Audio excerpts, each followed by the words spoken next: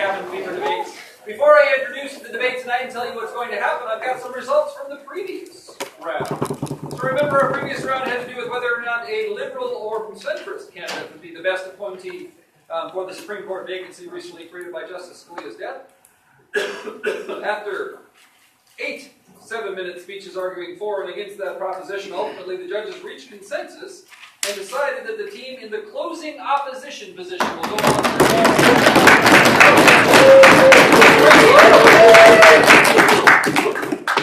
Excuse me. So, a little bit about the debate that you're going to see. Like any debate, this debate has two sides, a proposition and an opposition side. The proposition argues on behalf of the motion. The opposition argues against that motion. We'll tell you in just a couple minutes what that motion is going to be, but I also want you to understand that in order to make those arguments, each of the speakers on the proposition and the opposition side gets 1 7-minute speech. We'll start with the speaker from the proposition, alternate back and forth until each of these speakers has had a chance to make their best case in that 7 minutes. During that 7-minute speech, you're going to hear a series of bells. Those bells sound like this.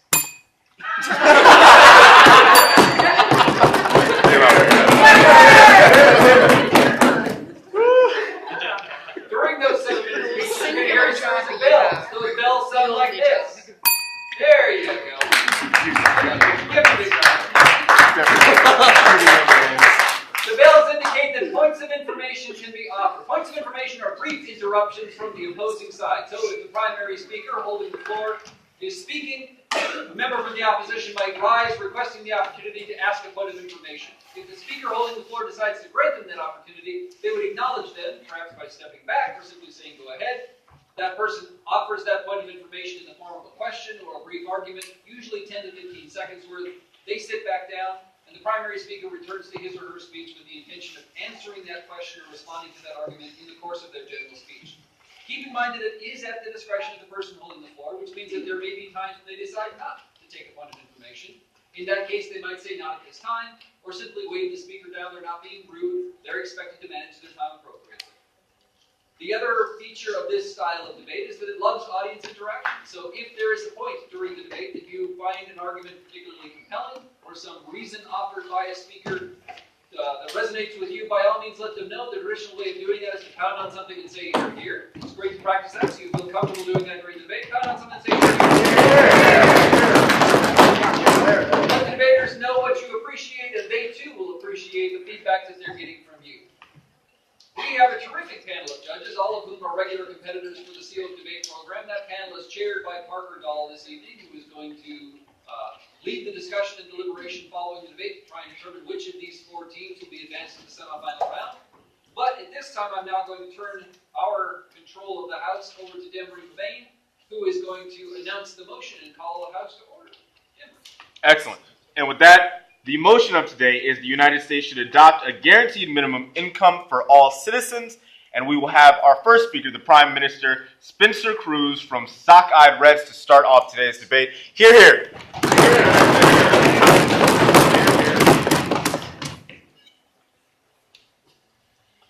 The proposition stands in firm affirmation that the United States should adopt a guaranteed minimum income for all of its citizens. First, we should address what a universal basic income is. A policy that guarantees a basic income in the form of a check to every single citizen, regardless of employment status or social qualifications. It is important in addressing this topic that we establish the role of the U.S. government. The Constitution provides 3 unalienable rights given to humankind by their Creator. The rights to life, liberty, and the pursuit of happiness. The government is created to protect these rights of their citizens. Therefore, the proposition affirms that the U.S. government has a duty to its citizens to provide a minimum income to protect these basic rights. Which leads to my 3 points. First, I want to talk about how universal basic income would reward unpaid contributions to society. Second, how a basic income would reduce current government inefficiencies and abuse. Yeah, go ahead. So you haven't told us how much this income would be, how you're determining what this income would look like, how you're calculating that. Can you just Yes. So there's many forms and a way of basic income can come into play. Is it going to be $10,000 per person per year? Is it going to be $15,000? The specifics of the actual form of basic income aren't known at this moment. There are many things to discuss before we figure out what the number is going to be. So that answers your question. Not really. To be honest, we don't actually know the exact amount of universal basic income is going to be proposed to be. So how could you propose this and not know exactly how much that could be? Because you want people to have the pursuit of life, liberty, and happiness, but how can you determine what that means? Good point. At this time, we don't have enough data to determine the exact number of what would be the social optimum solution. Would it be $10,000? What we propose. How would you pay for this? Sorry, I need to go. Good points. Good points. So my third point, or we have a second point, is the basic income reduce current government inefficiencies and abuse of the welfare programs. And third, I want to provide an example of an actual person stuck in poverty who continues to work 60 hours a week and still can't provide enough money for their kids or herself. After that, my partner will talk about how a universal basic income will help mitigate this birth lottery and provide means to increase the value of life for all citizens, and also talk about how UBI will benefit our future society and local economies.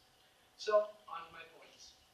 My first point is it's going to help unpaid contributions to society. It's not just measurable economic effects that determine how good an economy is doing. There are many contributions that are made every day that people don't get paid for. For example, Wikipedia. Every college student, hundreds of people all around the world use Wikipedia every day. But many authors don't get paid a single cent for their contributions. How many college students every day wrote their entire half their thesis paper off a bunch of Wikipedia articles, or through some of the I see everybody laughing. Or through some second link that's like, oh, here's some good sources. It's a good start. People from all around the world gain value from reading these articles, yet authors aren't paid at all.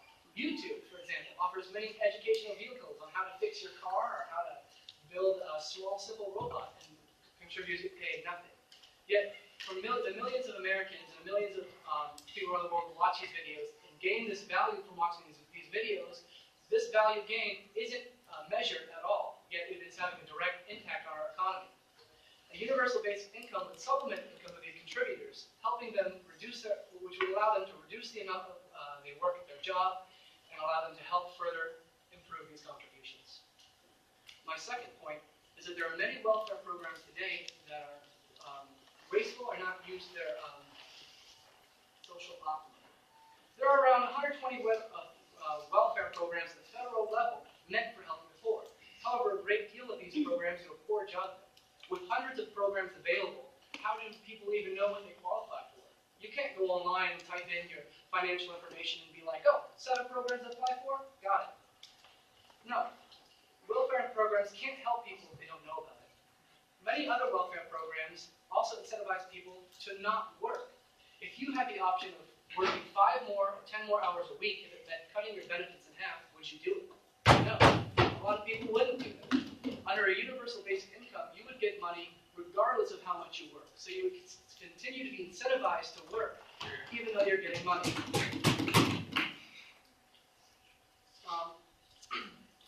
My third point is I want to talk about a girl named Megan.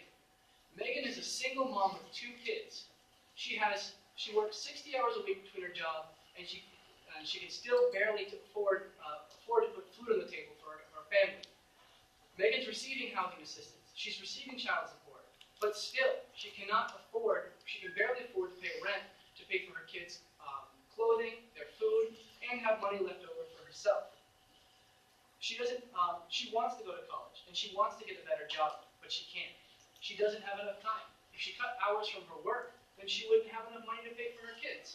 How can she get a better job, or how can she further her education and get a better job, and make more money and get out of this gap? For these reasons, we are proud to support a universal basic income in the United States.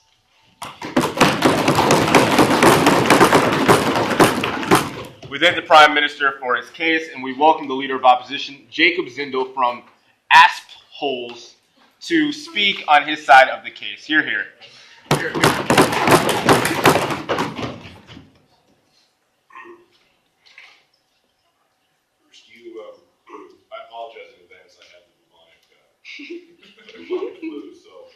That's why. So you mentioned very briefly unpaid work. The concept that in the economy, people contribute productive things to the economy, and they aren't paid for it. But you know that's already happening in the economy today, and I doubt that people would produce more Wikipedia entries if there was a GMI, like a guaranteed minimum income. And you also mentioned a poverty trap, the idea that somebody could be dependent on social welfare entitlements, food stamps, housing assistance, SDI, and that if they work longer and harder to get out there, that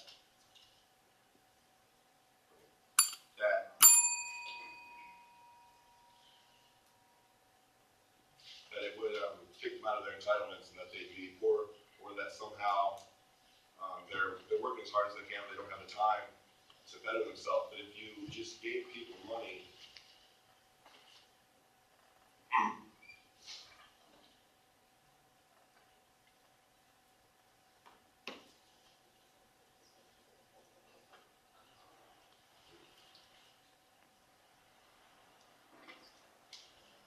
okay.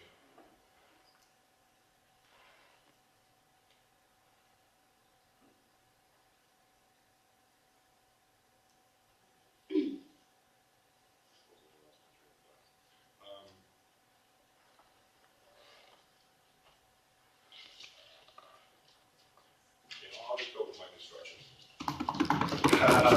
Yeah. Okay. So the proposition before us is whether or not this GMI would be a good thing for the United States of America, and I don't think it would. It would obviously hurt the richest people in our society, the middle class, but it would also hurt the poorest people in our society. And that's because capitalism is the most successful economic system ever devised. Simplicity and its elegance in ways in which it solves complex problems, in the ways that supply and demand and the price mechanism silently conveys more complicated information about the availability of resources than any kind of centralized committee could never even grasp a fraction of the amount of information conveyed into the price due to the price mechanism. Okay, and then you have the incentives, and the incentives are one of the most beautiful things about the capitalist system, because in a capitalist economy, people are allowed to take out of the economy however much they put in, right? So you're saying that if there were a basic minimum income, that people would lose the incentive to work? Yes. Okay, so where was it?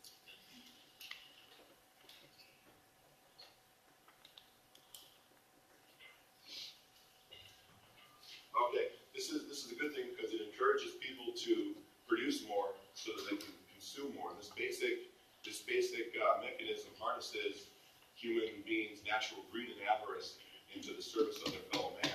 It's a thing that benefit other people, right? Like people aren't going to wait tables so people can go to a restaurant and enjoy a meal with their spouse or on a date. If you can just make as much money as that, just staying at home playing video games. It's just not going to happen. And the other thing is, the capitalism. I'm sorry, I'm talking like freaking Donald Trump here. Had a seizure. Capitalism created the developed world. The reason why the Western world is synonymous with the developed world is because we have been capitalists for longer than any other civilization on earth. We have embraced capitalism more than any other civilization. And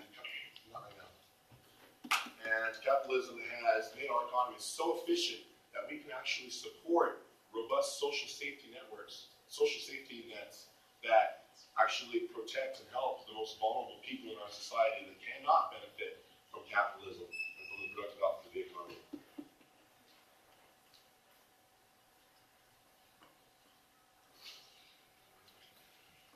Even, and let's just think like the whole Western world is predominantly capitalist. Yes, sir.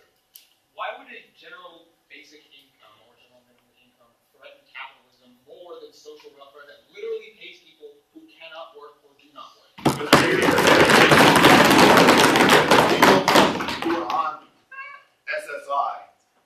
are not the people who would be more productive, if there was a minimum income. The people who are on assistance right now are the people who are the least productive in the society and who can just physically or mentally not produce as much as your average person.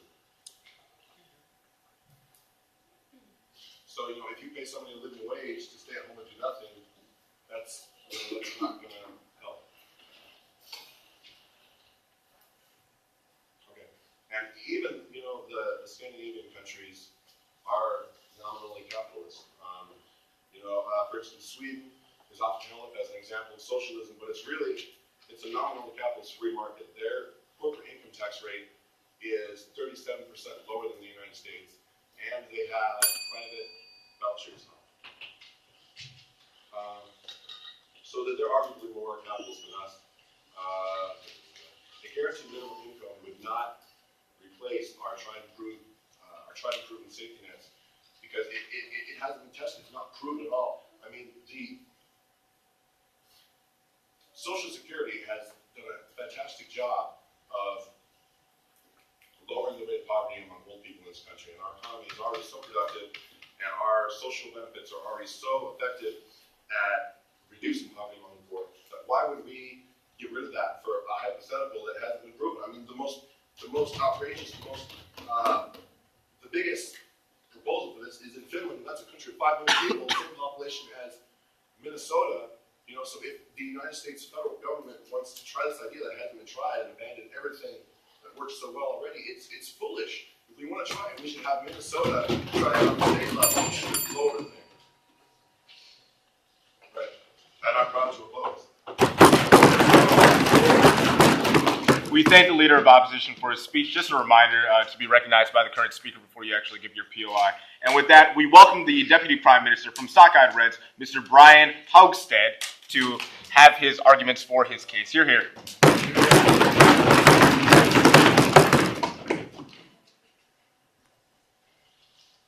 like to start with some deconstruction of my opponent's point. He says first off that this would hurt the richest and the poorest people in the economy, and I doubt that anyone in this room can say that giving someone money is going to hurt their social outlook and will hurt the richest and poorest people in the economy. He also stated that people would lose the incentive to work, but we say that there are a lot more incentives to work, and that we should be encouraging people to work in jobs that they actually enjoy and would be effective in. When you received your PFD this year, did you automatically quit working? We're not interested in providing a means to retirement. We're interested in providing a minimum, hence the minimum input, not a maximum. We believe that work is gratifying and that people do it because they also enjoy it, and we would like to encourage people to work in jobs that they enjoy. He states that we can support robust safety nets that are in place right now, and I'm going to further talk about this in my construction, but the systems that we have currently are ineffective, and we can provide, not the same, and I will show that and show how we can provide a more effective system. Also, he talks about people on Social Security disability who are not producing, who are the people who are actually not getting that. But you know what? The government's ineffective in this as well. In Alaska alone, we see that 70% of their claims for Social Security disability have been denied in the last year. On appeal, 80% of those people are denied, and it takes an average of 16 months to even get a hearing date. All of these people without income who are disabled in this time are at a strict disadvantage, and a universal basic income could really assist them. So now on to my construction. I have two contentions, and I will help, and I will do some more construction of my partner's last contention. My first contention: a universal basic income will help mitigate the birth lottery and provide the means to increase the value of life for U.S. citizens. In a 2013 study, 26% of people born into poverty, 70% of people born into poverty remained in poverty. Only 30% rose out of that poverty, and 35% of those people were white. And there is definitely a birth lottery, and there are benefits to who you're born into. Basic income could help bring people out of these poverty levels. It would provide the poor things like food, water, and medicine, which are essential for our rights to life, liberty, and pursuit of happiness. The government is fighting poverty through current welfare programs, but as of 2014, there are 46.7 million impoverished people in the United States. That is 14.8% of the population, and that leads me to believe that our current systems are not working. It's a great step in the direction of equal opportunity. Universal income could allow employees to bargain for better jobs and to resist bad employers. This would lead to happier people in good jobs, and which that would lead to a better economy. Better, happier workers are going to produce more. It's also going to lead to better work conditions and safer work environments. The extra competition will lead to safer work environments, which will reduce OSHA, workers' comp claims, and employment lawsuits that are currently plaguing our justice system. Okay, this sounds really great, but it sounds very expensive. How would you pay for this? Okay, let me go to that right now. Basic minimum income is going to reduce government inefficiency and help refocus the government onto being a servant of its citizens. The current welfare program allots $6 billion in federal income to welfare. In 2012, Congressional Research Service reports $750 billion were spent on low-income Americans. There are 120 different welfare programs, each with their own inefficiencies. Including state and local welfare programs, there's over $1 trillion spent on welfare. In a conservative estimate of $10,000 in a basic minimum income, the total is $2.4 trillion. These eliminated programs could be placed towards that, but most of all, we are worried that government is not providing the basic means for life, liberty, and pursuit of happiness, which is the point of this entire argument. So which would you argue is cheaper to pay for? Improving the existing social services, or giving each United States citizen, eligible United States citizen, a minimum income annually? Okay, how would you finance this? Okay, I will tell yours, and then I'm not going to take it over. I think that it would be cheaper. You're right. It would be cheaper to just continue with what we have and continue using ineffective forms of government. But that will not be good in the long term. We need forms of government and these forms of productivity that are going to benefit us in long term. We shouldn't only be looking at short-term goals and short-term budget. Our future society will benefit from a minimum income. The social and economic benefit of having more people be able to invest in themselves is going to be a huge benefit. These people can go and pursue further education because they're not going to be worried about providing their basic necessities, and can invest in other enterprises and start small businesses and get college degrees, which is going to have incalculable benefits for our future economy. Putting money into the hands of the poor could increase. I'm not going to take any more. Thank you. Putting money into the hands of the poor can increase spending, investment, and innovation, which will benefit the economy and our society. As we see with our PFDs, there's a huge boost on our local economies every time that those go out. And when we provide these, there will be citizens increasing their spending and income, and this is going to lead to better local economies, and the government is going to retain some of these revenues through its taxes. Also, when our citizens are financially stable, they're more likely to volunteer and contribute to social causes, which will help benefit our entire society. Putting money directly into the hands of the citizens is going to allow them to purchase what they actually need. Food stamps are great, but they cannot repair your car. When there are actual problems and families who are having these difficulties, a lot of times if they can even figure out what benefits they're entitled to, they're not effective in providing them the means to their basic life, liberty, and pursuit of happiness. For these reasons, and all the reasons in my partner's case, we are proud to propose. We thank the Deputy Prime Minister for his speech, and we welcome the Deputy Leader of Opposition, Mr. David Clark. Hear, hear.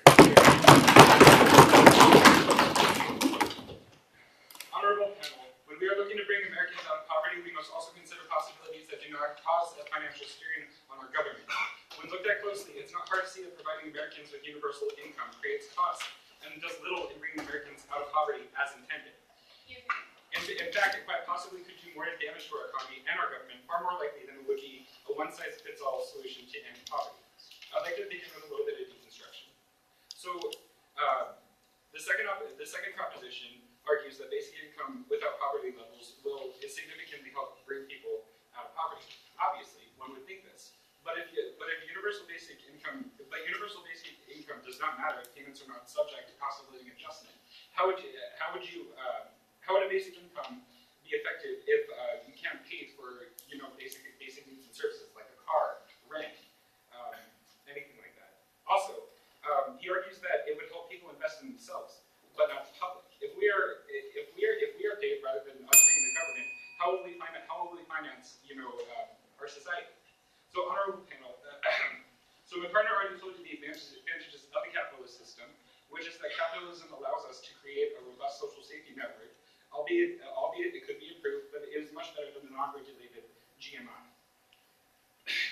So like my partner was saying, a minimum basic income effectively helps some with basic needs, while making the rich even richer. This is because a basic income will not change inflation-adjusted cost of living to make it more accessible for low-income U.S. citizens. Consider a $10,000 minimum yearly income issued to the currently over 3 million U.S. citizens. Nearly everyone in this room will agree to pay for rent and groceries, complete a college degree, and have all other basic needs met. $10,000 for 1 year will not be enough. It is expensive to be poor, not at this time. Considering maintenance for an older vehicle, cost of cab for someone who can't save a vehicle at all, convenience food costs, increased healthcare costs, it all adds up very quickly. The same goes for men and women living in homeless shelters in the Anchorage area, who will ultimately need to start from the bottom up with only that $10,000. Again, that will assist people in procuring their basic needs for steady living, but that does not guarantee proper job security. And again, it does not guarantee that the $10,000 in cost of living will remain the same when they receive the same annual allocation of funds for the next year. Of course, for the middle and higher classes and the individuals and families in them, this obviously improves their economic circumstances, it certainly makes them richer, and certainly ensures their upward mobility. However, I would like to point out that class inequality would still persist, not this time, regardless of the amount of money they are to receive. Because if cost of living continues to rise, the rich will continue to remain richer, and those that are in a position of dependence on the minimum income continue to be economically vulnerable. Therefore, poverty is not solved. So I would argue that existing social programs are better equipped to combat poverty for two reasons. Individual people in these vulnerable positions then must not alter them by giving people understanding access to a large sum of money in lieu of providing food stamps for needy families. For example, Social Security income for seniors and women and infant children nutrition programs. For one, this does not account for possible inflations in the cost of living. Moreover, stripping the social benefit programs for this large sum of money effectively leaves tens of thousands of low-income Americans without the needed services. Children's health insurance, government grocery assistance programs, student aid are effectively decimated because it's simply not feasible for our government to provide everyone with a basic income and continue to administer these urgently needed services for our country. It would also create a very large cost in the economy. Instituting basic income will bear an unbearable cost on our government over time. If enacted, by the time everyone considered a U.S. citizen at this moment by the time they reach 18 years of age or older, the U.S. government will have a responsibility to pay over $3 quintillion per year. This is insanely expensive. And while the economically disadvantaged American people would certainly not at this time, would certainly appreciate generous government assistance, it is simply wrong to subject the citizenry to such an unsustainable system, one that already owes over $19 trillion and counting to other nations. If we already have to worry about borrowing money from nations to fund our own, what does it say about us if we're attempting to solve poverty by giving our people money that we simply do not have? Clearly, we need to think of something more sustainable and fair to our citizenry and the other nations that we depend on, without taking ourselves further into debt and potentially causing an international political crisis. This brings me to my third and final point. Our federal government is effectively for the people, in the sense that our 535 elected officials and over 7,000 legislative staff on Capitol Hill are paid with public funding. In other words, taxes from voting, working United States citizens, not including the executive and judicial branches and the thousands of employees that is required to run them. Given the system, it is simply illogical to expect over $3 quintillion to be paid out to U.S. citizens over time and expect our government to continue to work efficiently without compromising working wages and operating budgets. I would below their salaries for elected officials and their staff members if we want a government-issued minimum income, or to keep both systems and effectively break the debt ceiling, making our government absolutely bankrupt with impossible and unsustainable spending for a system of poverty alleviation that simply will not work. What then do we have to prove for a government trying to solve poverty if it won't be able to save itself from total bankruptcy in the end? So as you can see, universal basic income will do nothing to solve current economic and financial issues. To give basic income to U.S. citizens does nothing to address the cost of living inflation, making it more expensive to be poor. And not to mention, it completely strips existing social programs, clearly much better at solving social ills related to poverty, and then strip out government already heavily in debt and at risk of bankruptcy itself. This is exactly why we should not guarantee a minimum income for U.S. citizens, honorable panel, and why the ASPLs are proud to oppose the motion. We thank David Clark for his points, and we welcome the first member of Closing Government from Magic 8-Hole, Andreas Antuna, the member of government. Hear, hear.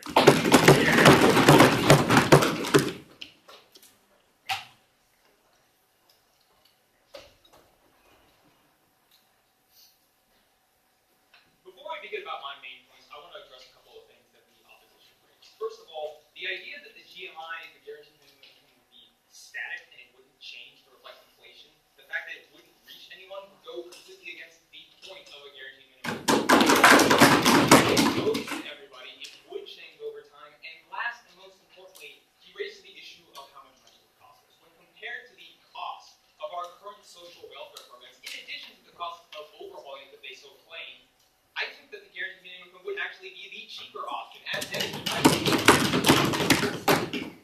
but a lot of talk has gone on about the practical implements, the guaranteed minimum, how it would work, what are its benefits, what are its drawbacks. I'm going to be talking briefly about why we have a moral right to a guaranteed minimum income. I'm going to talk about this in 3 stages. First, I'm going to talk about whether or not individuals have a right to a guaranteed minimum income. Second, I'm going to talk about how the government, why the government is obligated to protect this right. And third, and most importantly, I'm going to talk about how the government would preserve this right to a guaranteed minimum income. But in order to talk about that first point, that individuals have a right to this GMI, first we have to understand the commons. The commons are all land or resources that are not owned by an individual. They are things that belong to the community that can be, and value can be extracted from these things. Things like the air, land, and water we use in agriculture to make crops. There are things like the oil that we use in our cars and our homes. There are things like the minerals that we can refine into any number of material goods. In their natural state, none of these things belong to a single individual, but individuals share ownership of these common resources. And just because these things are refined or extracted or changed, that does not change the fact that there is a kernel of value that these things are shared amongst all people as common resources. As a result of that, our interest remains in those resources no matter what form they take. Now, if you were to make a Ferrari, grinding glass to specifications, forming the chassis out of exactly the right metal, the value of these iron ores and this glass still reflects the common good that they use. They are still, we could all benefit from these resources, but we can't because they're being extracted from this Ferrari. And as a result of that, we share an ownership right to these commons, and some of those profits should be brought back to us in the form of a guarantee. I would argue this is the least that a person should have, and I think that while this right may exist, the question becomes, why should the government preserve it?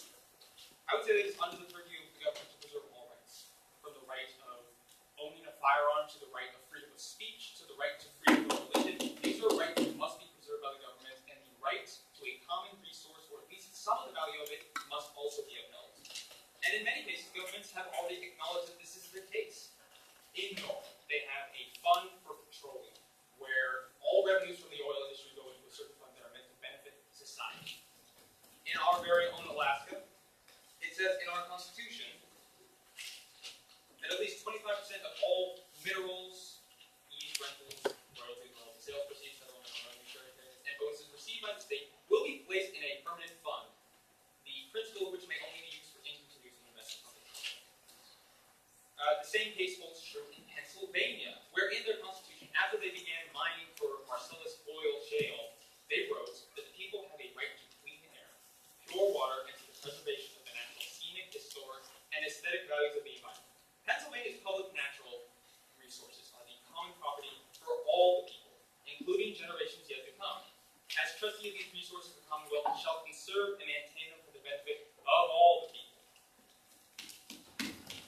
The economic concept of the commons is for an unimproved lot of land in the forest that has not been fenced off and farmed. With the homes in the ground is part of the economic commons, but once someone has invested time and capital, billions of dollars of capital to extract it, is no longer a commons. For instance, some of the value comes from somebody's labor. When they extract that oil, some of the value from that oil comes from the fact that they worked for it. But the fact of the matter is, not all of that value comes from their labor. That oil is valuable so they have to. Now, here's the thing. There's community rights to resources. And we have taken steps in order to protect that right, those rights, especially when it comes to states. Which brings me to my last point about how the government would be best able to protect this right. We believe that the best way to protect this right is through a universal minimum income, which would ensure that the rights to these commons are equally reimbursed. When a corporation makes something of value, it should be taxed. So that way we are able to reclaim the value of society that we would normally have without the private usage of these resources. There's an inherent value in this motion that the U.S. should adopt a guaranteed minimum income. This House believes that what springs from the right of an individual is a shared common that the government should protect, as with all the other rights that we have guaranteed to us through our Constitution.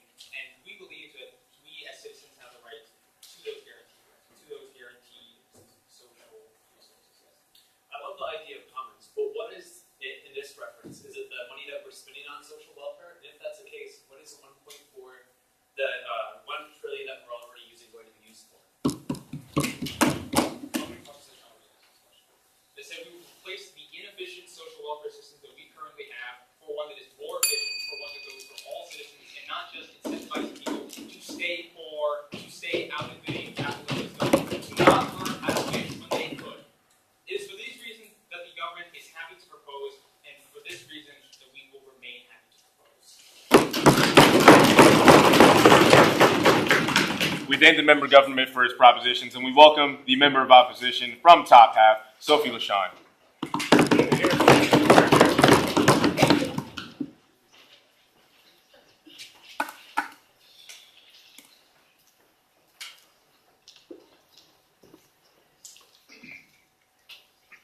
Good evening, everyone. There are some interesting tweets being brought by government, but I'm very concerned there's a fundamental misunderstanding of what this policy enactment actually looks like. And so far, they have not told us like how much they're doling out to people. They have not told us how they're paying for it, and that is extremely problematic to me. So, I'm going to tell you exactly why this is unfeasible, not only monetarily, but there's several other reasons which I'll get into. How this destroys economic activity and innovation within America, and how this also promotes xenophobic and discriminatory ideals within America. So, the government recognizes that there is a poverty trap, but this policy does not at all recognize the root cause of poverty. So that is like racial discrimination, that is just bad governmental policies. And so we find it extremely problematic that just handing out money to people is magically supposed to solve that problem. Considering that these people often, if you're low socioeconomic status and you're just receiving a check, you have never had this much money to manage by yourself at one time. So how are you magically supposed to have those management skills all of a sudden? We also feel that it's functionally unfeasible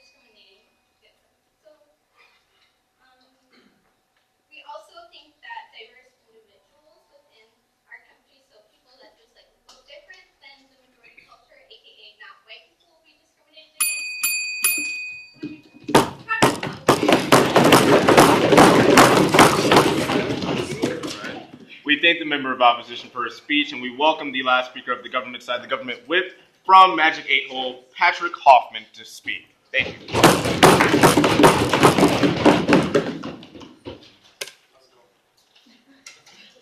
So, first off, what I heard on the opposition side was there was no test on the guaranteed minimum income.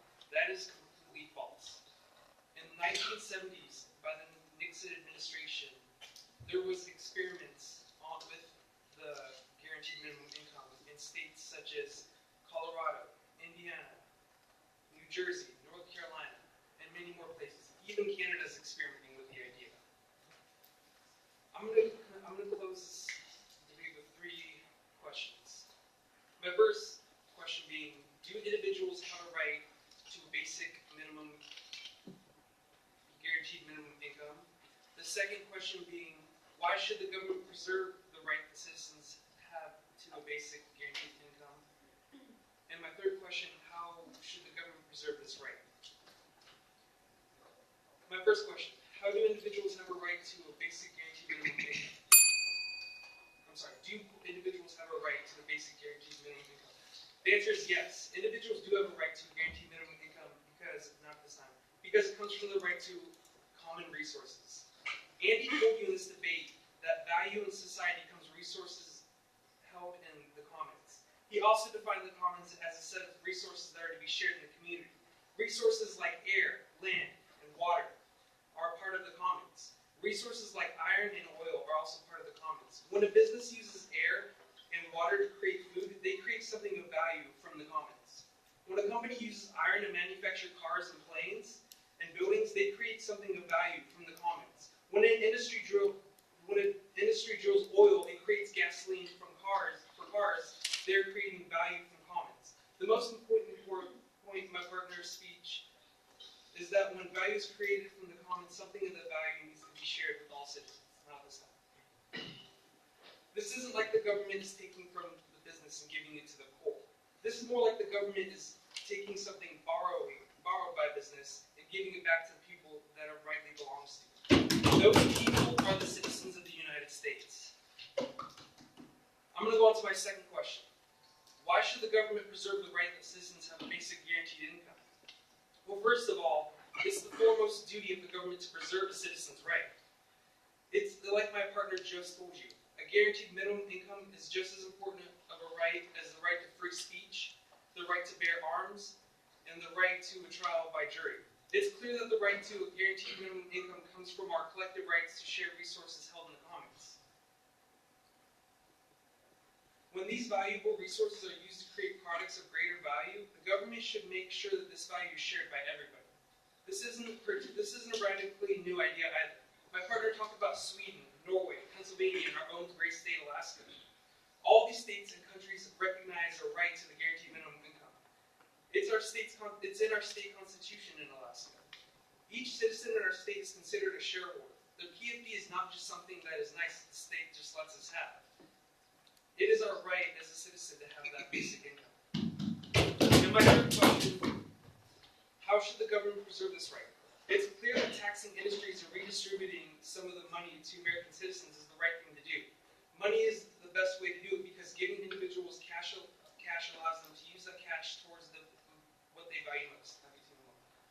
The government is capable of taxing industries at a rate that allows industries to keep most of the profit, but some of the profit needs to go to the individuals. Yes. How would you consider the permanent fund dividend, which is based off of oil revenue, an inherent right of citizens just for being citizens? I'll get to that after I get to that. So my last point, there was a lot of talk today about what is best for our society. There was also a lot of discussion about how poor individuals can be helped with a basic guaranteed minimum income. These are good arguments. It's important to consider these advantages of a guaranteed minimum income, but even if these things don't happen with a guaranteed minimum income, not this time. This is the most important argument in today's debate. The motion reads that the U.S. government should provide a basic guaranteed minimum income. This moral obligation exists no matter what the consequences of its implementations are. The right to basic guaranteed income is a fundamental human right, and the government has an obligation to protect that human right. Thank you for listening. Me and my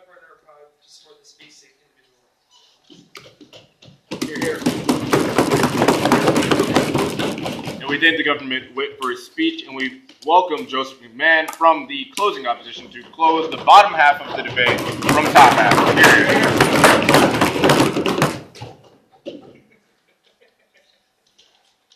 So we have heard a lot of things in this debate, and a lot of questions. However, some questions did not get answered. Firstly, I would like to address the issue. We're going to weigh the significances and the harms and benefits towards each idea. The main one is,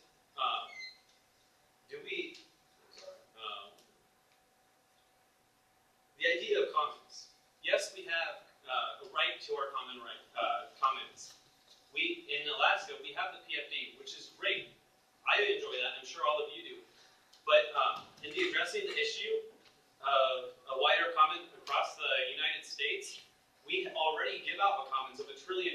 That's a lot of money. Yes, that is not $1 trillion in social welfare. Yes, that is a lot of money. It's not being managed as best as it could be. But I don't know where we're going to get the money to fund the other, to give additional money. In the instance, if we take that $1 trillion, it's going to be none at this time. If we take the $1 trillion and divide it amongst the adult population, that's going to give us roughly $4,100 a year for each one. I don't know about you, but that is not a substantial amount of money. Next we're going to look at the idea of if we keep our old systems and better them, or if we're going to present the new basic income guarantee, what the benefits of that are. We have to examine the time frame out of this time. We have to examine the time frame. What are the benefits now? Well, there aren't very many benefits now to getting the program. Yes, some individuals will get money, but what's going to happen later on? The later harm outweighs the good by a long shot. We will be losing money. We won't be able to sustain this model, and ultimately it'll be the demise of our economy. Now after this point, right now, if we dismantle the social welfare programs that are already in place, we will be unable to help the individuals that need it most, the people who are currently in poverty, not the individuals who are well off in the general population. There may be benefits for the program later on, but the costs outweigh the good. Yes. You said that there aren't any current benefits to a UBI right away. I don't know if you remember, but last dividends, when everybody got $2,000, I'm pretty sure our economy was stirring around that time. There are benefits. We gotta all get money. But what happens when we go out and spend our money? Where do we spend it? Snow machines, ATVs, new cell phones. How is that going to benefit the people involved? This program, like the proposition pointed out, has been tested in very few cases. The case in Canada, one researcher did that. I'm not a researcher, but I know that evaluating theories, if you only have one researcher, there may be bias, and it is not peer evaluated. That won't stand. We don't know, as a long shot, if you're in an experiment and say this experiment is going to run 1.5 years and you will get a paycheck every month for $1,000, I'm not going to give up my job because I know in 1.5 years, once that experiment ends, I will not be able to support myself because I don't have a job. We don't know. If we know that we can expound that if somebody is given $1,000 every month, it's enough for basic needs. They make with their job. They don't. They know that for the rest of their life, they're going to be able to get that amount, unlike the experiments. What I'm concerned most about is revisability. With the programs that are in place now, they may not work the best for everybody, but we need to revise those practices that are in place with social welfare to better them. Like Sophie pointed out, if we start giving out $10,000 annually to each adult, we won't be able to undo that change. Once we start giving people in poverty and everybody else $10,000, they will rely on that for their life. They may move into a better house. That costs more money. They may buy a better car. And once we remove that, if this program won't work, which it will not, they will be left and greater hardships than there currently are, because their credit score will be diminished because they got their house foreclosed and their car repossessed. People who are currently having to rely on, like, let's take prostitution for example, all the women who have to sell themselves into that just to cover their basic needs. I'm not exactly sure how that pertains to this. I see that you do need, they need an income. But I would suggest that we revitalize the programs we have in place and that those individuals seek help. There are many programs, there are many ways that there are many ways that they can get money than selling themselves. Yes, it's a horrible thing. I'm not denying that. But there are many programs that will provide them safe houses, food, and other things that are currently in place. No more questions at this time. Our current system outweighs the negative impacts of the possible benefits to the programs that may be able to be implemented. Definitely not successfully.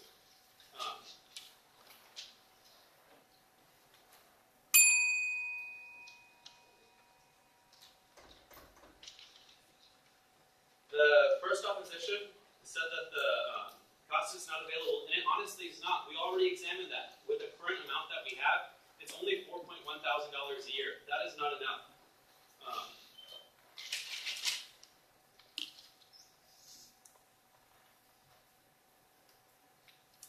First opposition also said that it hurts the richest and the poorest. The proposition said that's not true. However, I think I would be hurt drastically if I was taxed an extra $1.4 trillion to support the proposed idea that we each get $10,000 a year. I think that is hurting the richest and the poorest of us. Like Sophie pointed out with the farmers in France. They were, when France decided that the richest should be taxed, and if you have a property value of over $1 million, you will be taxed at 75%. These farmers had that value because of their land, and that was all. We support this, we oppose this proposition because it will be detrimental to the future economy.